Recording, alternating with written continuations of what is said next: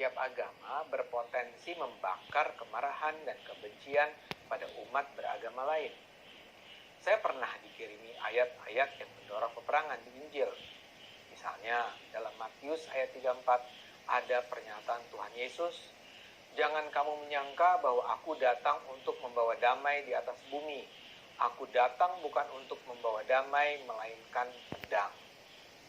Lalu dalam Lukas ayat 51 Tuhan Yesus bersabda, "Kamu menyangka bahwa aku datang untuk membawa damai di atas bumi? Bukan, kataku kepadamu, bukan damai, melainkan pertentangan." Atau juga dalam Lukas ayat 27 yang berbunyi, "Akan tetapi semua seteruku ini yang tidak suka aku menjadi rajanya, bawalah mereka kemari dan bunuhlah mereka di depan mataku." Kalau ayat-ayat itu dibaca apa adanya, sangat mudah orang menuduh Kristen sebagai agama yang penuh kebencian. Bayangkan, Tuhan Yesus sendiri mengatakan Dia tidak datang untuk membawa kedamaian, melainkan perang dan pertentangan. Bayangkan, Tuhan Yesus sendiri yang mengatakan bahwa semua orang yang tidak mau menerima Dia sebagai Raja, maka orang-orang itu haruslah dibunuh di depan matanya.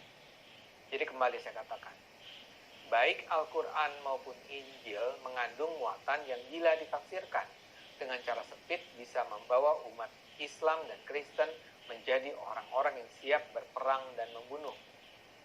Karena itu bisa dipahami kalau si pemberi komentar memilih untuk tidak beragama sama sekali.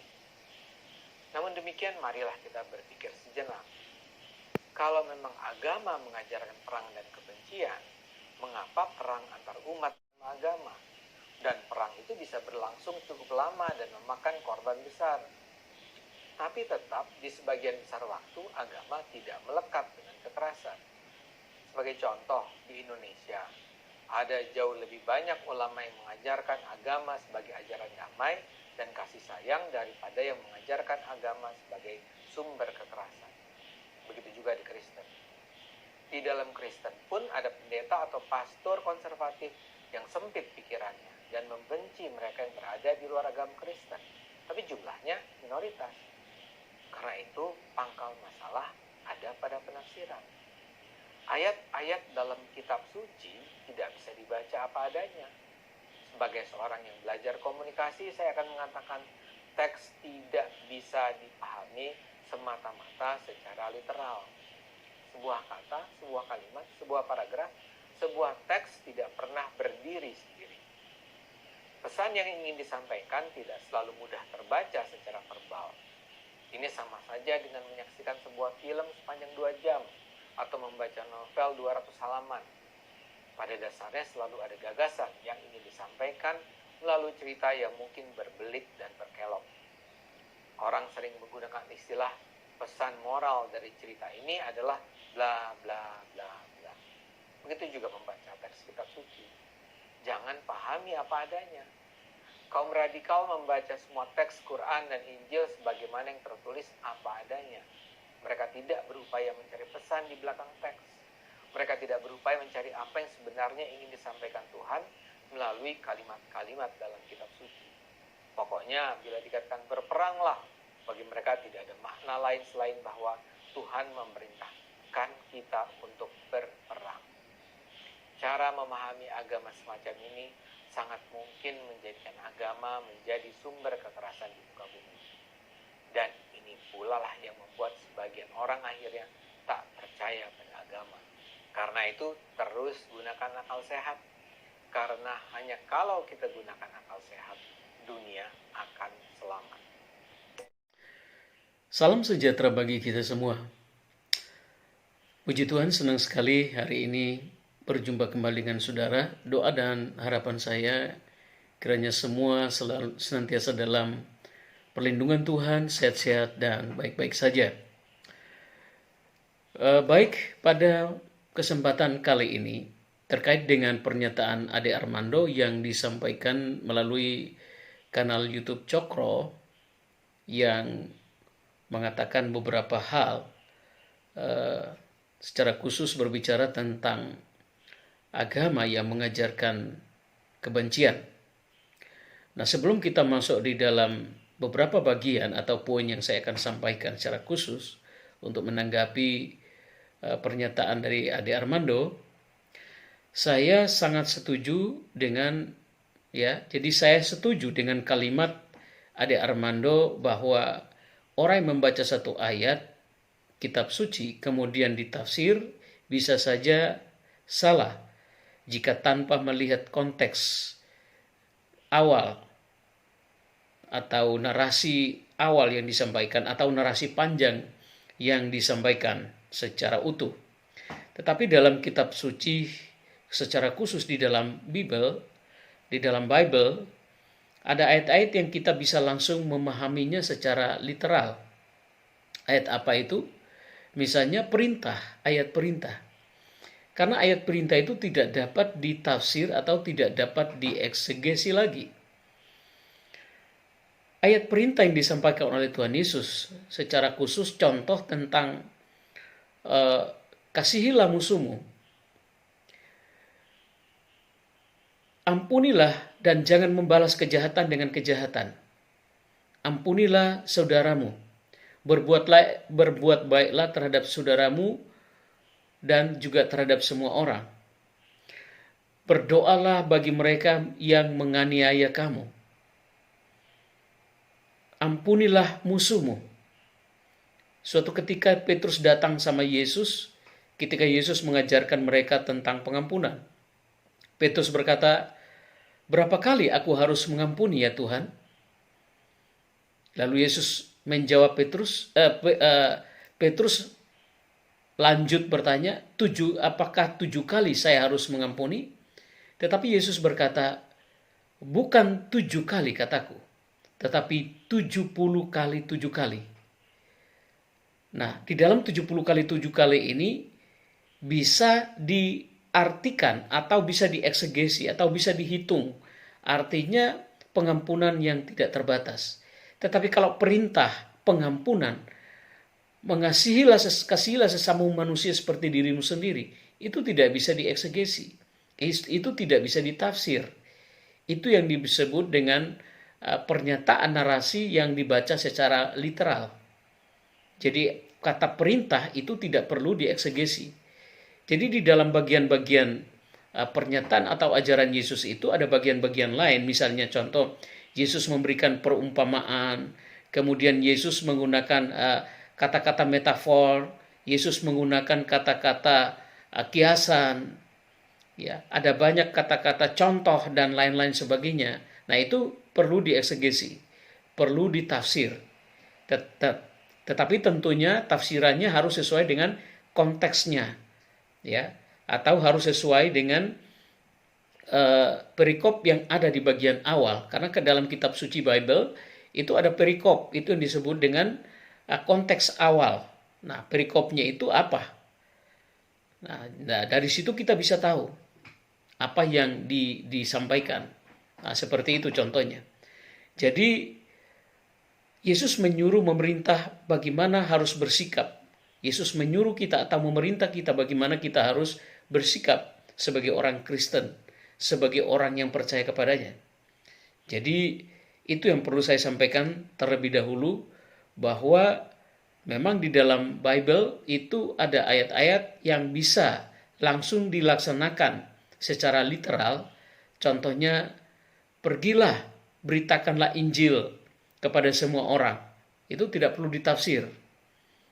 Kemudian, berilah kepada orang. Berilah kepada orang lain, maka kamu akan diberi. Carilah, maka kamu akan mendapat. Ketoklah maka pintu akan dibukakan bagimu.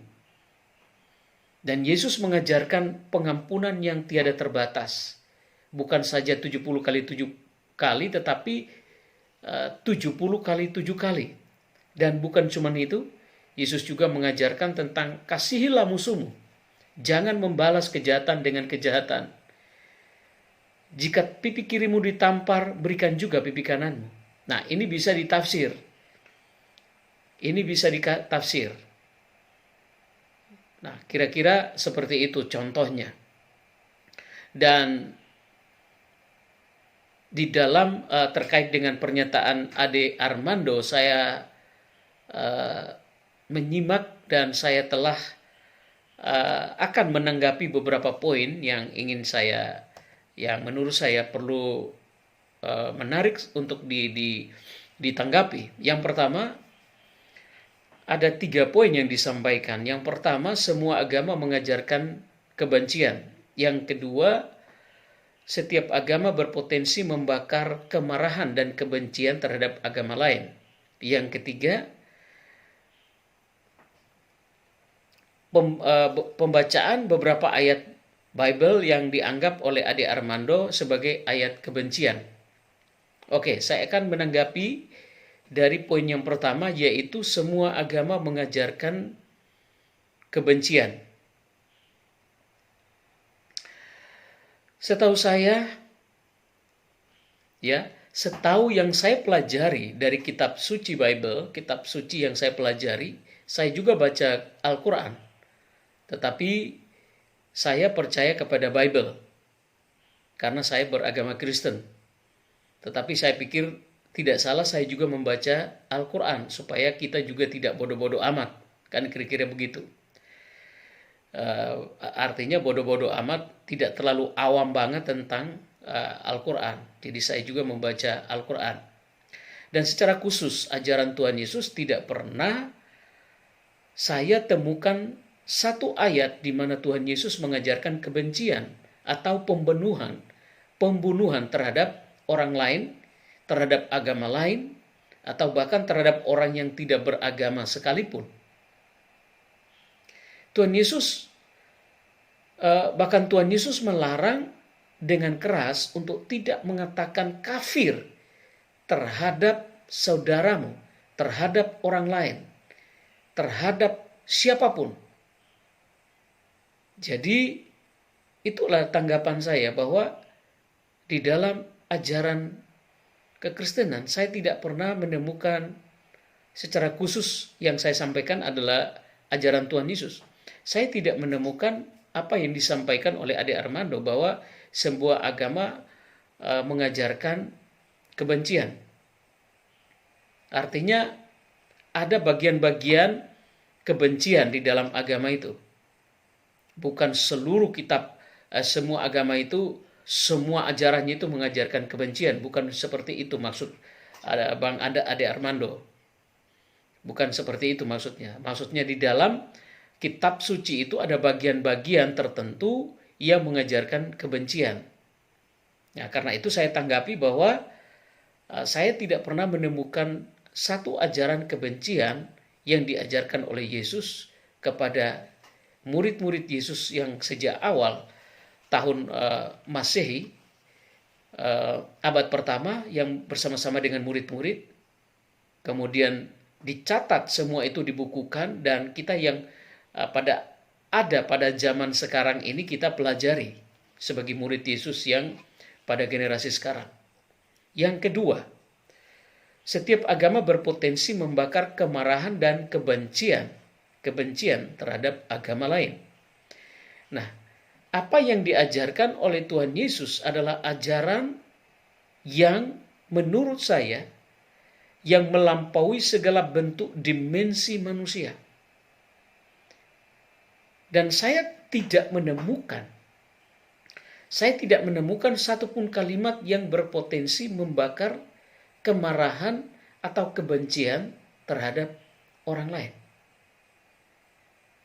Justru yang saya tangkap adalah tentang kasih terhadap semua orang. Kamu harus kasih, bukan membenci. Tidak ada satu kalimat pun yang diajarkan oleh Tuhan Yesus untuk membenci. Kalaupun kemudian individunya yang membenci karena ada hal-hal lain, itu berbeda dengan ajaran kitab suci Bible. Kalau individunya yang membenci, itu karena apa? Individunya dari orangnya yang tidak melakukan ajaran kitab sucinya dengan baik. Tetapi di dalam kitab suci Bible, secara khusus saya center point kepada apa yang diajarkan oleh Tuhan Yesus, tidak ada satupun kata yang keluar atau disampaikan oleh Tuhan Yesus untuk membenci, untuk membunuh, untuk bahkan mengatai kafir sekalipun tidak pernah ada. Atau kata-kata yang membakar kemarahan orang lain. Membakar kemarahan terhadap orang lain, agama lain. Tidak ada. Karena Yesus datang bukan membawa agama. Yesus datang sebagai juru selamat yang membawa keselamatan bagi manusia yang berdosa. Dan karena itu dia mengatakan bahwa barang siapa yang percaya kepadaku tidak binasa melainkan beroleh hidup yang kekal. Akulah jalan dan kebenaran dan hidup. Tidak ada seorang pun yang sampai ke surga, sampai ke Bapa kalau tidak melalui aku. Kata Bapa itu adalah rujukan kepada kealahan, keilahian. Sedangkan Yesus adalah berbicara tentang kemanusiaannya. Manusia yang suci, yang tidak pernah berbuat dosa. Sekarang poin yang ketiga.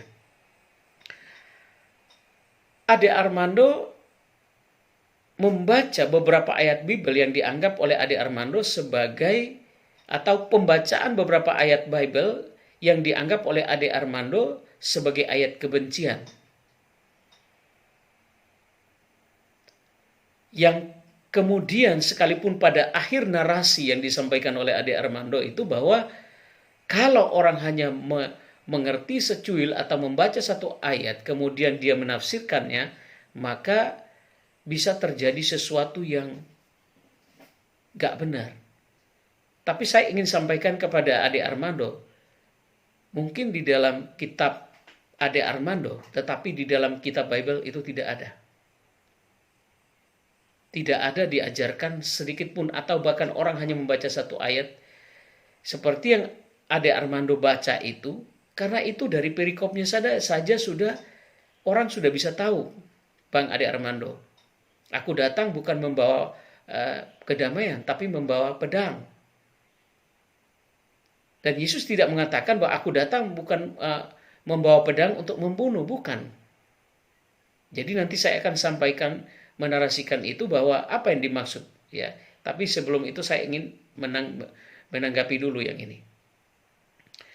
Jadi Ade Armando, ya, menurut saya, Bang Ade Armando, sekali lagi, halo Bang Ade Armando, menurut saya, menurut hemat saya, Anda tidak fair. Di bagian mana yang tidak fair? Di bagian Anda membaca beberapa ayat Bible. Dan itu yang dianggap sebagai ayat kebencian, atau bisa disebut juga sebagai ayat teroris, ya kan? Ayat kebencian kan membenci terhadap orang lain, membunuh kan?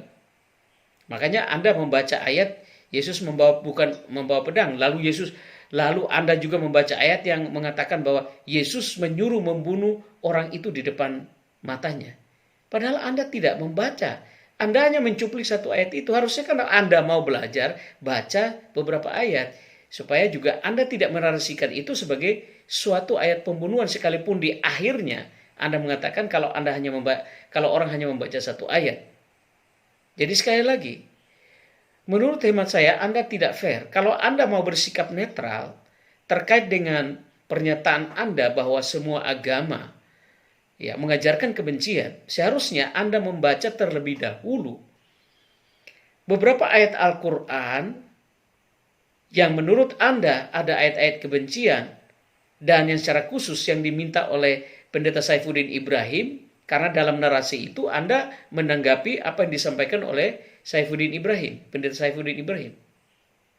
Jadi harusnya Anda membaca terlebih dahulu beberapa ayat Al-Quran sebagai rujukan. Bukan cuma membaca beberapa ayat Bible. Itu yang saya sebut Anda tidak fair. Ya, Anda kan belajar atau Anda mengajar ilmu komunikasi, ya. Tetapi menurut saya itu Anda kehilangan sebenarnya kepercayaan yang Anda harus terima itu. Anda kehilangan kepercayaan itu, bahwa di sini Anda tidak fair. Anda tidak bersikap netral. Saya juga punya banyak keluarga Muslim, dan kami saling menghargai, kami saling menghormati. Dan juga seharusnya Anda terlebih dahulu, setelah Anda membaca beberapa ayat Al-Quran, Anda juga membaca beberapa ayat Bible yang tadi. Dan Anda juga membaca beberapa ayat dari kitab Weda, yaitu kitabnya saudara-saudara Hindu.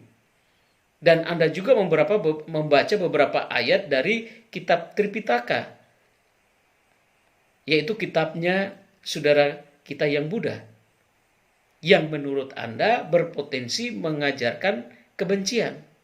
Itu baru fair namanya. Jadi Anda bukakan di situ. Tidak hanya Anda tidak hanya bicara, Anda tidak hanya menarasikan, tapi Anda tunjukkan di situ, ini loh ayat-ayatnya.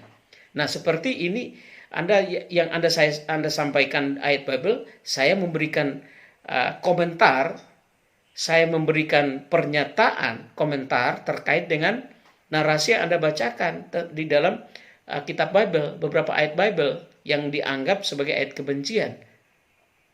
Yang pertama, Anda bilang Yesus datang bukan membawa, jangan menyangka aku datang bukan membawa damai di atas bumi. Aku datang bukan untuk membawa damai melainkan pedang.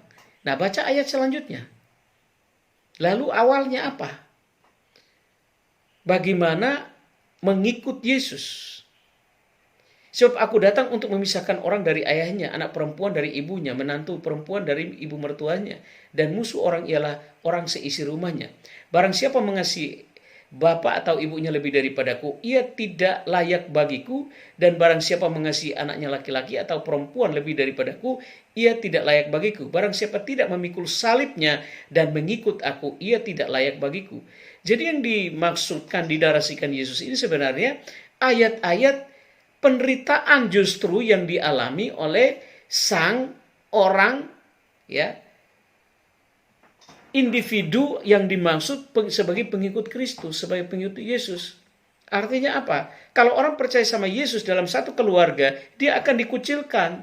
Dia bahkan tidak dianggap sebagai keluarga, dia dibuang. Dan itu terjadi, faktanya di lapangan terlalu banyak, Bang Ade Armando. Tapi di dalam keluarga kami, ada beberapa keluarga kami yang masuk di agama Muslim, dan kami tidak membenci, justru kami doakan mereka. Kami tidak membenci mereka. Saya selalu menyayangi mereka. Mereka adalah saudara saya. Bahkan kakak saya sendiri menikah, ada beberapa orang itu menikah suaminya orang Muslim. Kami hubungannya harmonis. Ya, kami harmonis satu sama yang lain. Kami saling menghormati, kami saling menghargai, demikian juga saudara-saudara ipar kami. Kami saling sayang satu sama yang lain. Gak ada masalah. Jadi ayat itu berkata demikian. Jadi justru ayat itu menarasikan berbeda, bahwa orang itu mengalami penderitaan. Pedang itu artinya memisahkan orang dari keluarganya yang tidak percaya. Berbicara tentang gelap dengan terang. Jadi pedang itu berbicara tentang memisahkan dari yang gelap kepada yang terang. Itu yang dimaksudkan. Karena Yesus membawa terang. Yesus adalah terang dunia.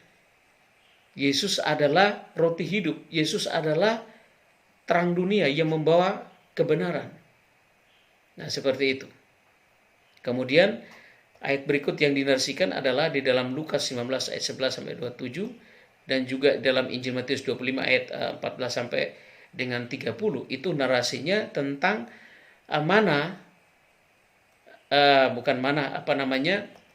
uang mina dan talenta. Jadi menceritakan bahwa seorang raja yang hendak bepergian keluar kota lalu memanggil hamba-hambanya. Seseorang kaya yang memanggil hamba-hambanya lalu mempercayakan uang mina kepada mereka. Dan kemudian hamba itu kembali dan meminta pertanggungjawaban daripada hamba-hamba ini.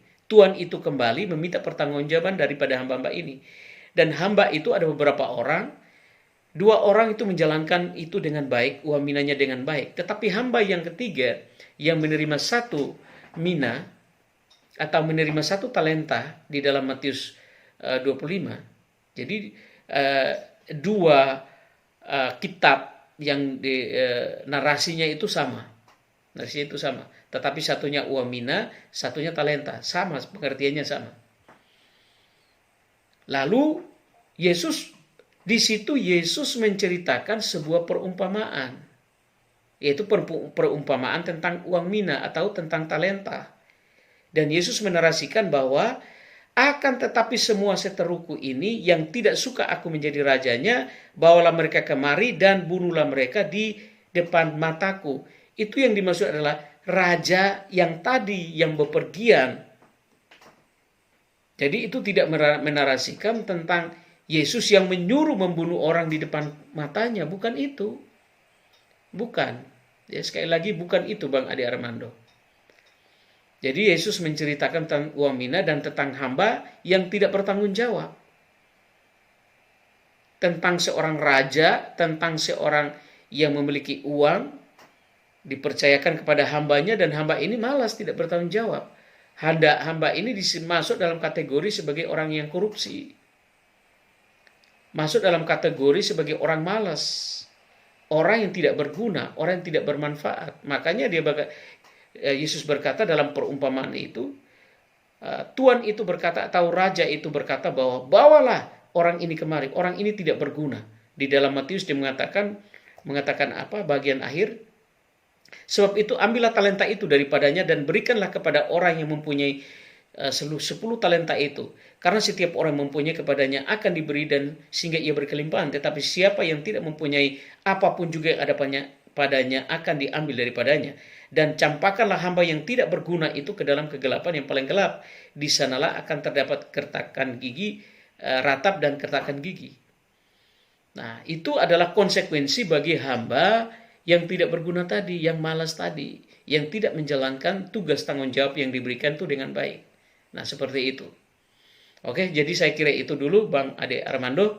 Kiranya Bang Ade Armando bisa lebih netral lagi kalau menarasikan sesuatu supaya orang tidak salah sangka dengan Bang Ade Armando bahwa Anda miring sebelah, ya. Jadi saya ingin supaya Anda membacakan ayat-ayat Quran yang diminta yang mana supaya juga memberikan pencerahan, memberikan edukasi kepada orang-orang yang tidak paham ayat-ayat mana yang disalah tafsirkan oleh orang lain sehingga mereka bisa menjadi jahat. Nah, itu harus dibukakan Bang Ade Armando. Jangan cuma ngomong saja, tetapi dibukakan, dibacakan, lalu dijelaskan. Seperti itu. Oke, terima kasih Bang Ade Armando. Kiranya apa yang saya sampaikan ini sampai kepada telinga Bang Ade Armando. Terima kasih, sehat selalu. Tuhan Yesus memberkati. Shalom.